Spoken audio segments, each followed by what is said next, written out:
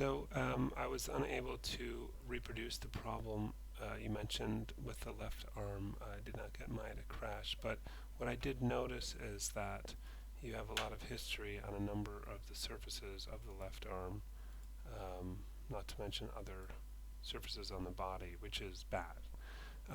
There should be no history besides the skin cluster, and blend shapes on the face if you have them. So I'm going to open up the character file. And ideally, what you would want to do is delete the history off of it, but what I'm getting, so like say this one, we have a number of things that have been done after it was bound to the skeleton, and that can cause problems, and that can maybe cause your crash, I'm guessing. So if I do edit delete by type history, it's going to remove the skin cluster, meaning it won't be bound to the skeleton anymore. But I can do delete by type non-deformer history, but unfortunately that's not getting rid of these transfer attribute things. So what I can do, just to not have to figure out if you spend any time on the weights, is you can export the weights, then delete all the history, and then import the weights again. So to do that, you go to rigging, skin,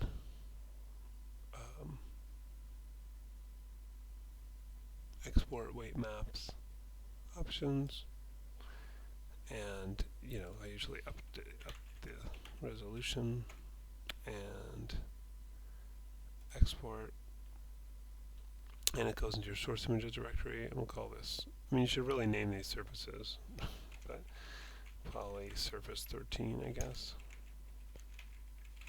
just so we know which one it's for. 27 maps sounds like a lot. Now we can delete the history, so see, it got rid of all of that. Then we combined it again. I'll just select the deformed joints, and it doesn't really matter here because we're just going to replace those weights. So now you see it puts that tweak on there, but it really just has a skin cluster is the one that matters. Now we can do skin, import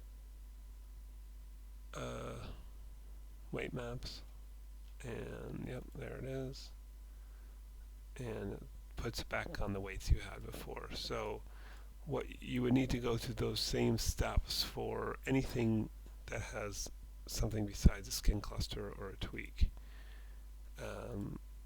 So it's a lot of these kinds of things all need to do that. So you would have to follow those same steps for each of those, and then save this file, and then because it's being referenced into your other scene, it should work in your other scene. And so I don't know that that's what's causing the crashes. I wasn't able to reproduce the crashes, but because that's the one kind of alarming thing I saw in your file, that's what I would try to do to fix it and see if it helps the problem.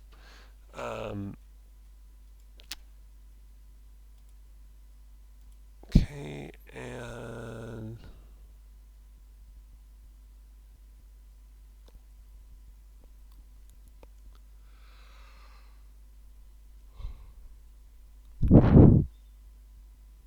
so all this transferring attributes, I kind of need some help here because I don't know what you're transferring from and to.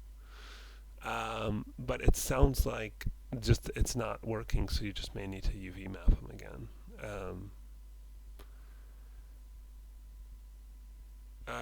The walking posture. Oh, okay. So this sword thing I did want to talk to you about. But before I do that, I'm going to go into, let's watch your thing, video.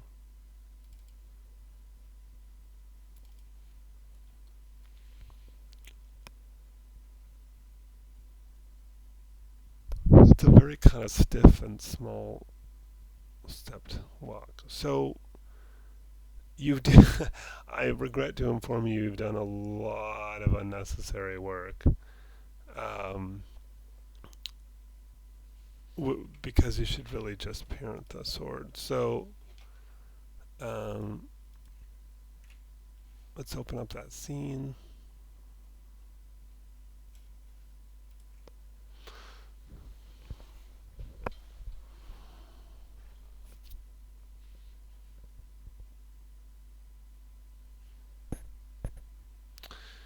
Okay. So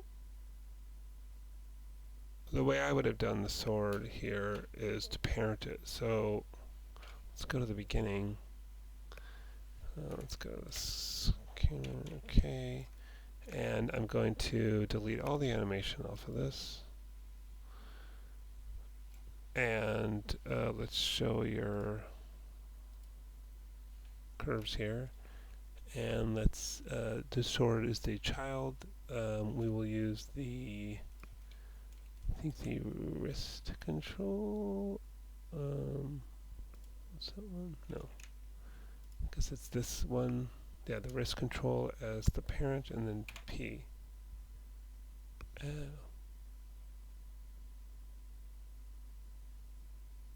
That is interesting. So what I would do first then, there's no reason for the sword to be referenced. So I'm going to go to the, what it was saying is you can't parent an object from one reference to the object to another reference. So I'm going to go to the reference editor, and there's no reason to have the sword be a reference, I don't think. And I'm going to, where is it? Import object from reference. Okay, so now it's no longer a reference, it's just a regular object in the scene, just like the walls and everything else. So now I'll shift select this wrist, so the parent is a child, and then the wrist, and then P for parent. Okay, and now, while some of the movement of your sword, will have to be redone, but what you'll see is, oh, you know what I was thinking, also that could help your crashing issue is turning off the caching, because am I crashed now, or it's just not responding? So I'm gonna go into my settings here and cache playback. Let's just turn that off, because I mean, it does help speed things up, but it can be a little glitchy at times. Okay, here we go. I think it was fine. It was just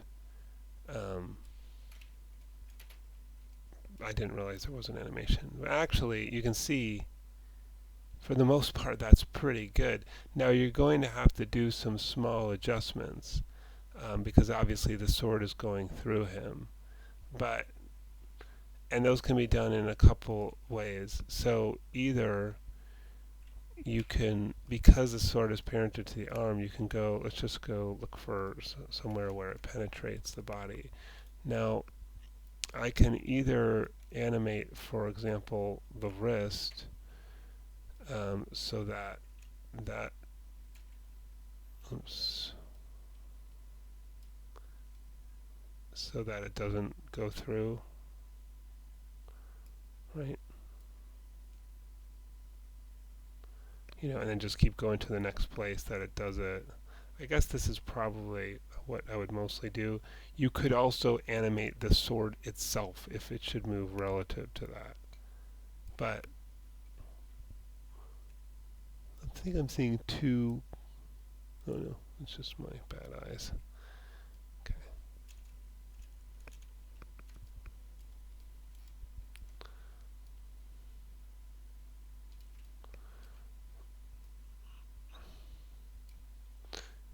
And so on and so forth. So, I mean, you might have to go in there and like, okay, yeah, here. Where was that? There might be, oh, okay, that is another keyframe. So you'll have to go through those frames and make some small adjustments. But for the most part, the sword is moving with the hand. It's moving, you'll obviously here you'll have to do some more significant animation, and that's where you can animate the sword. And what I would say regarding, oh, you have a pretty good pivot point for the sword, so that's good to animate it. So you will have to animate the sword some.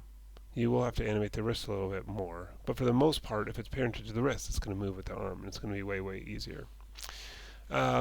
let's look at, and also if you make a change, the problem with the way you did the sword is if you make one little change in the body, then you have to update the sword, and it's just, you're going to be running around in circles forever.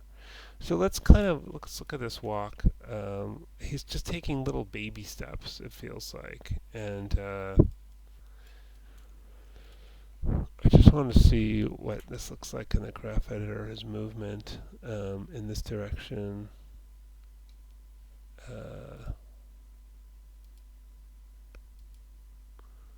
So there's some X translate. It seems like it's mostly Z translate. Um,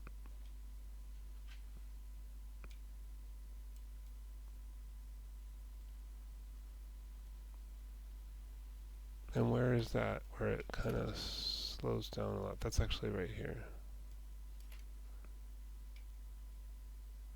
Yeah, I'm not sure why that should slow down so much. So what I might do to start out is take out some of that.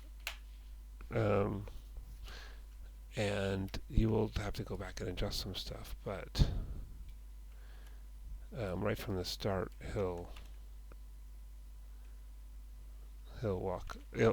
his movement will be more kind of natural, I think. And then, yeah, you'll want to kind of go back in and do the feet.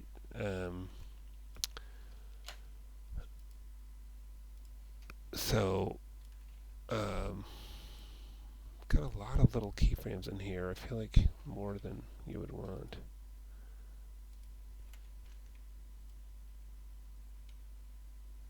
So yeah, they are getting a little bit in front of him, but I think he can take bigger steps than he has been. So I would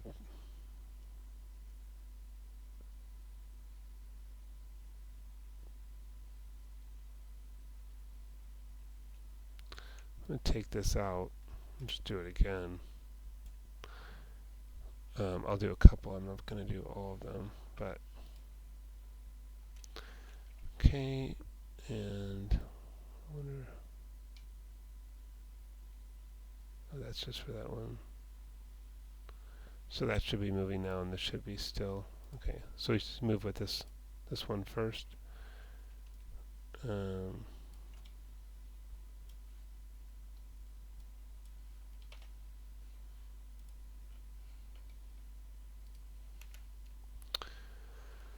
So let's see, something like 80 or something. That's a pretty slow step, but so I'm just going to have this hold here. I just middle mouse click there, S, and this one will be maybe more like here, and this will be lower so that his feet reach the ground, and he can take bigger steps. And then, yeah, he can lift his foot in the middle here. Okay.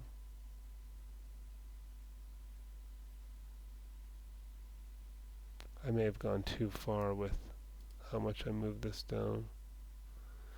But the other thing you'll want to do is the roll. So maybe a little bit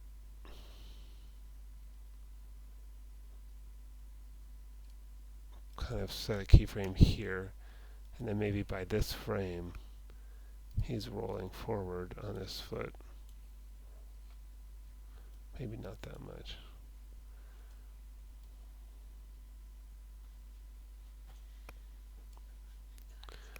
And then by here, well, by here it's probably, oh, there's no keyframe there, that's fine then. So by here it's there, right? So it lands on that heel, and then let's just hold it. I'm just going to set a keyframe there, and then over the next couple frames it goes back to 0. So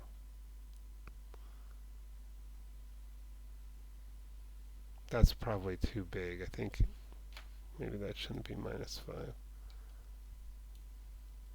Whoops. Let's try like -3 or something.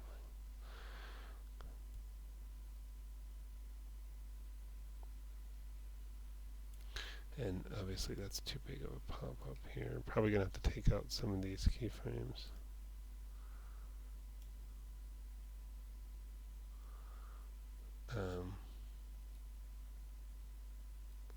And so the idea is then just sort of continue, but take bigger steps and, adjust the height of him, get rid of as many keyframes as you can, and do the roll for each step. So sort of follow that same process for each step. Yeah, I mean, I think a lot of the other stuff you had was good. I think it's going to be better when it's parented to hand. And then I think finally you should try to get some facial expressions in there as well. So I hope this was helpful.